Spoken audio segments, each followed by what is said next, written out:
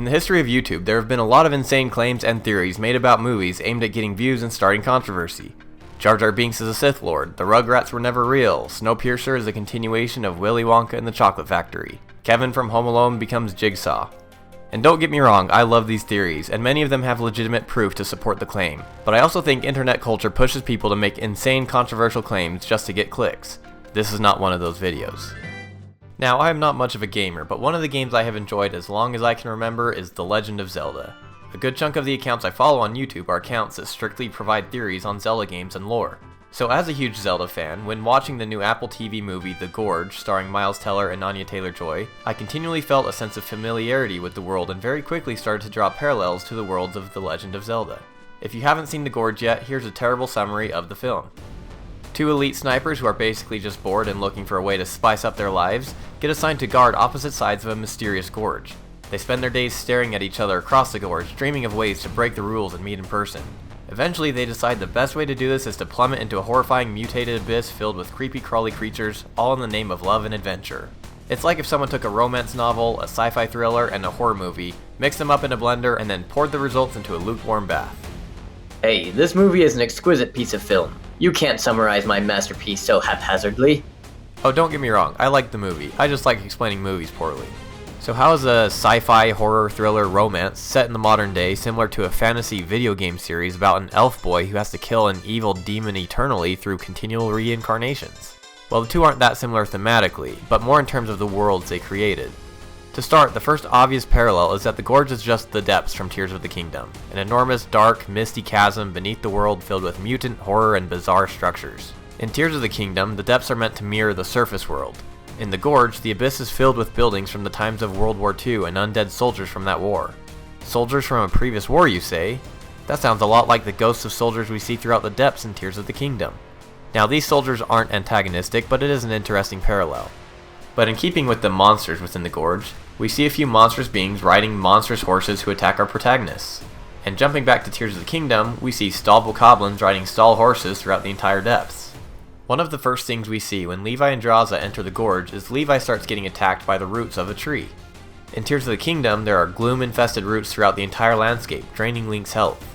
As Levi and Draza escape the forest-like area of the Gorge, they stumble into a decimated old town and make their way to a church-looking building. This church to me looks an awful lot like the Temple of Time from Ocarina of Time or even Breath of the Wild and Tears of the Kingdom. I mean, look at... Hold on. Let's color correct this real quick. A little bit of this, and some blue. Just the lighting. There. Much better. You may think this is a bit of a stretch, but what is the first monster that Levi and Draza encounter in this church? Hey, I've seen those before. Back in the old N64 days, those Skulltulas were all over the place. Man, those were the good old days. Yes, you are right. Those look a whole lot like Skulltulas. No one can convince me that these skull-body spider monsters didn't draw inspiration from this popular enemy of The Legend of Zelda, which makes appearances in numerous Zelda titles including Ocarina of Time, Majora's Mask, Twilight Princess, Phantom Hourglass, Spirit Tracks, and Skyward Sword. Any fan of The Legend of Zelda picked up on this one right away. Now, from my research, I haven't been able to find anyone asking the creators of the Gorge if they drew any inspiration from The Legend of Zelda for the world or monsters. But it's hard for me to believe, with the number of similarities, that zero inspiration was drawn from this vast amount of IP within the Zelda world. So is the Gorge just The Legend of Zelda in disguise? Well, no, at least not in story, but fans of the Zelda franchise have been both skeptical and excited about the potential of a Zelda movie. And I think what we get with The Gorge is a way for Zelda fans to open their eyes up to the idea of a live-action adaptation within the horror/thriller genre. Zelda has often been aimed at children, but its themes, lore, and monsters are anything but childish. Things like the Redeads and the Dead Hand terrified me as a child. And the themes of games like Majora's Mask and Twilight Princess are dark and deep, much more than the child mind can comprehend. Of all that I have said in this video, the most controversial thing I say may be that I think the Legend of Zelda movie should be an R-rated horror action mystery, especially if anyone wants it to be true to its source material. I mean, think back to the Terrible Fate short film by Ember Labs.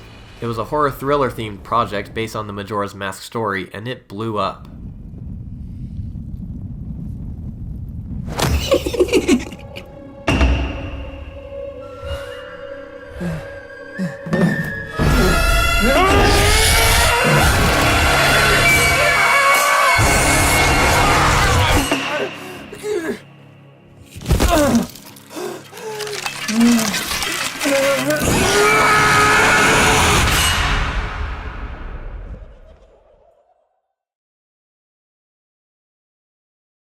The only thing that would have completed the parallels between the Gorge and the Legend of Zelda would have been if Miles Teller were to don a green tunic. He's already got the sword after all. As always, let me know your thoughts in the comments below, and I've left a hint at the end of this video as to what my next video will be about. Any guesses?